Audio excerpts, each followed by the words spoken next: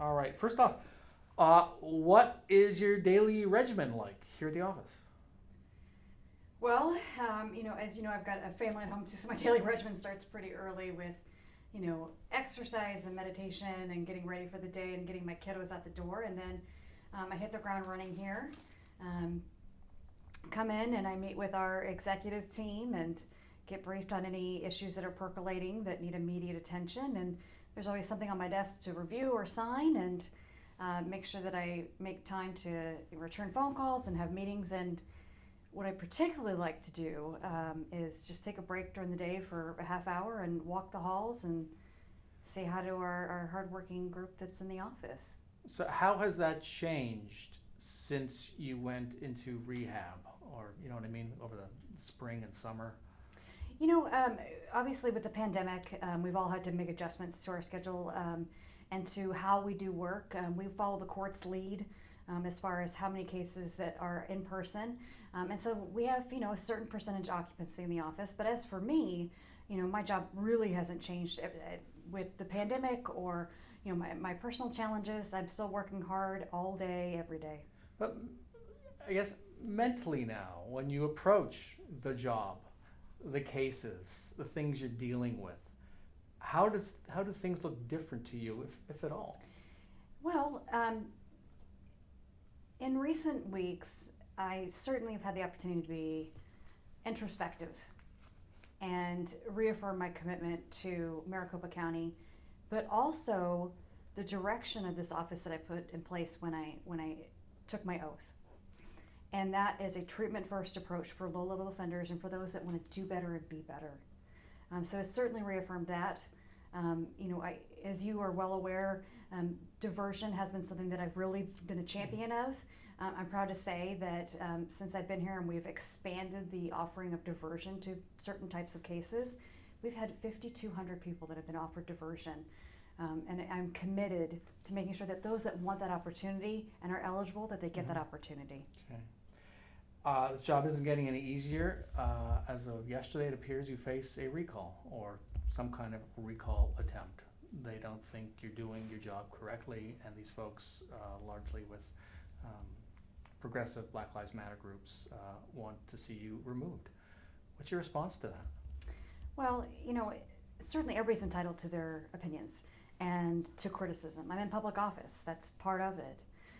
I can tell you that I am committed to this office, and it hasn't wavered my resolve to do the right things for the right reasons. I am not resigning. If there's a recall, then we'll deal with it. It's an unfortunate distraction, but again, it hasn't wavered my commitment to doing the right things for the right reasons. And I obviously pay attention to the voices that are out there, but if everybody agreed with everything that I did, regardless of what side of the aisle you're on or your life challenges or changes, then I really probably wouldn't be doing my job effectively. But as you know, this is more than just a disagreement over an individual case. This is a disagreement that involves a pretty significant scandal involving your office and the police department. Do they have a point about the way you handled the prosecutions of the BLM protesters? Well, what I'd like for everyone to know is that once I became aware of the charges and what the facts of the case were, I took immediate action, and those cases were dismissed. Now, I wish that I could elaborate further.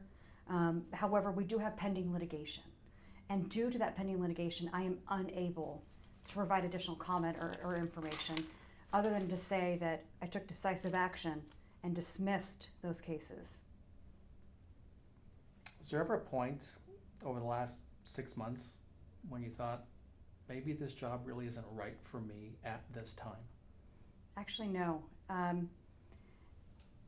Quite the opposite, because I could have dug my heels in on things. I could have, stayed the course on something just to make a point. But I truly believe that the hallmark of a good leader and a good prosecutor is to do with what is ethical and is right.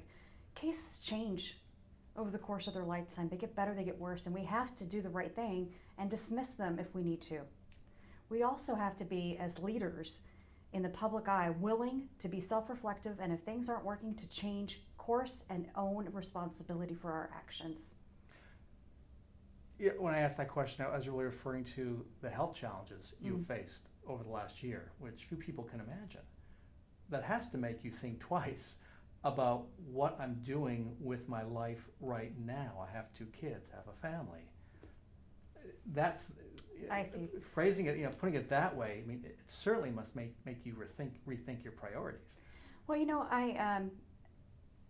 I have the medical team behind me that has obviously cleared me to work. I trust the professionals in that field that said returning to work is a good thing for me. I have the support of my family behind me. If I have support from the business community that reached out. So many people reached out. It was, there's a lot of shame coming forward with a lot of these health-related things for anybody in recovery. And it was so heartwarming to see the outpouring of support from people I didn't even know, and the public and business leaders, elected officials, that only strengthened my resolve and the commitment to the oath that I took. But do I think it's too much? If I did think it ever became too much, then I would reconsider at that time. So I'm going to ask this next question as someone who's dealt with addictive behaviors in his family. Jen and I have talked about this in the past, but it's more than that. So we have personal experience. And one of the big issues is honesty and trust. Honesty with yourself and honesty with others. And so in that light, there is a question about why you waited 13 days to let the county board know, and certainly the citizens of the county know, that you were in rehab. And it only apparently happened after Paul Pinzone said that he was going to tell the board if you didn't.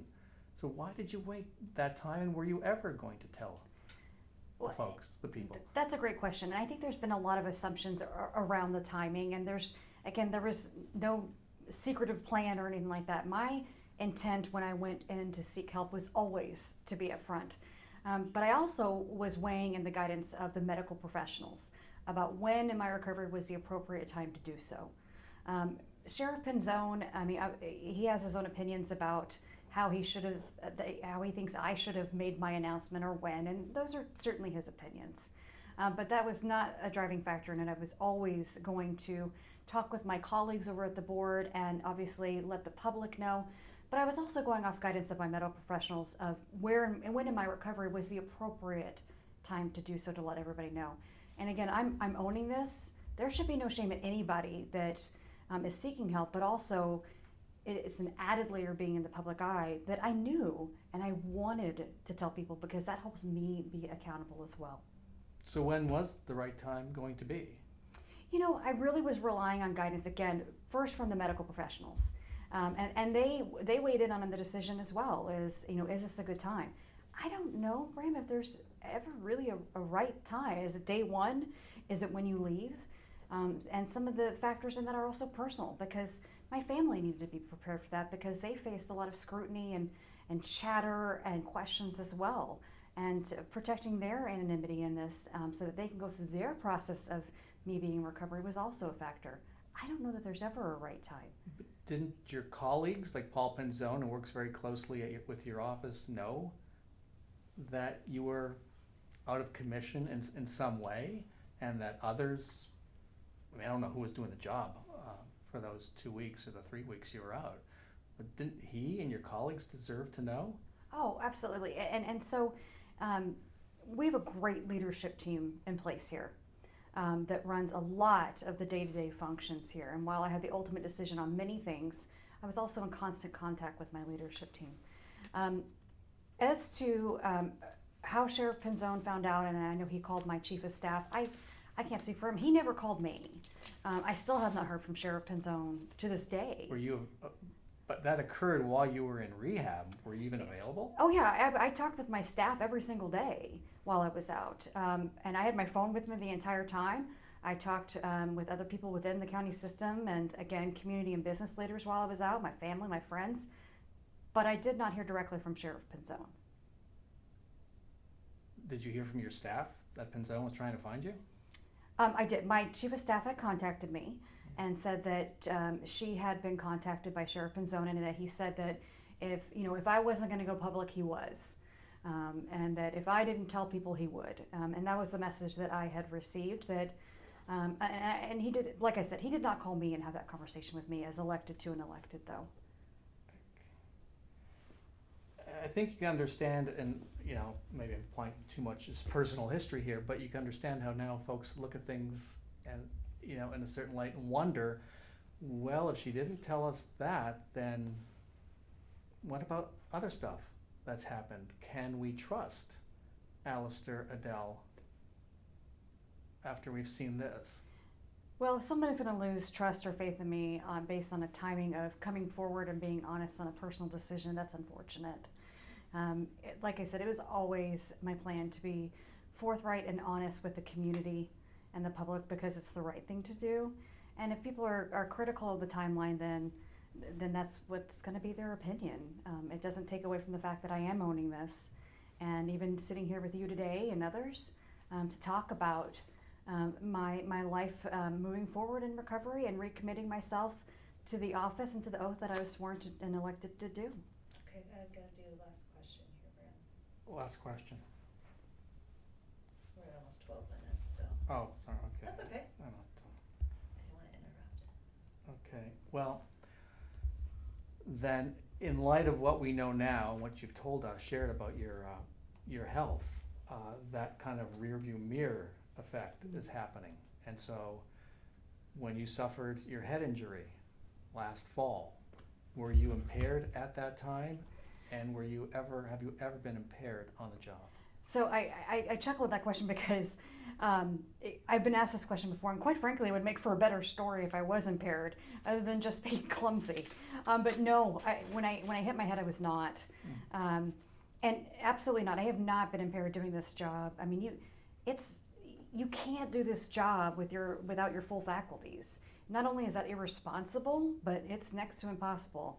And I would never forsake my duties to this office. It doesn't negate that I struggled with eating and alcohol, but I am committed to my recovery and doing the best that I can, much like my commitment to those in our community that are eligible that want to do better and be better. We're going to give them the opportunity to do so. And I thank the community for giving me the opportunity to do so. How confident are you you'll serve out the final 3 years of your term? I'm confident. I'm here at the will of the people, and I'm doing the right things for the right reasons, and I will continue to do things ethically and responsibly for the community. I do want to give Allister the last word. Is there anything I should have asked you that I didn't, a point you want to get across we didn't touch on? Obviously your interview is always very thorough. The only thing I would say is that I'm here, I'm committed, I'm healthy, I'm happy. I am very mindful of my personal health and wellness and my family's, and I'm balancing that with my duty and responsibility to this community.